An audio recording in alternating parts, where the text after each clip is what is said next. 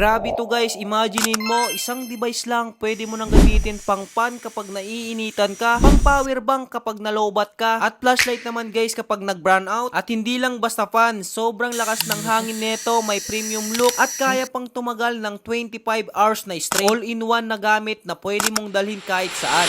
Eto nga pala ang Gisulife Handheld Fan Ultra 2. May 9,000 mAh battery capacity, kaya kahit ilang oras kang pawisan, tuloy-tuloy pa rin ang lamig. Pwede rin siyang mag-charge ng phone mo kaya hindi ka na mauubusan ng battery on the go. Sa box na ito guys, meron na tong USB Type-C to Type-C cable, matibay na lanyard, T5 screw para tanggalin ang tornilyo sa likod, at dalawang brush, isang mahaba at isang maliit na may flat at pointed tip. Perfect to guys para linisin yung mga keyboard or computer nyo. May kasama pa siyang pouch para safe nga kahit ilagay mo sa bag. Pagdating sa design na ito guys, aluminum yung body niya kaya premium ang dating. May 100 adjustable wind speed levels gamit ang super smooth na scroll wheel. May safety switch na din to para hindi siya basta-basta mag-on sa bag. Sa flashlight mode naman na ito guys, unang pindot, low light, pangalawa, medium, pangatlo, super bright, at meron pa itong SOS mode para sa emergency. Plus, madali mo lang linisin dahil naaalis yung likod at may filter laban sa buhok at alikabok. Kaya kung gusto mo ng fan na malakas ang hangin, power bank at flashlight, all-in-one talaga. Kaya kung gusto nyo ring umorder neto, ilalagay ko na lang yung link at official store nito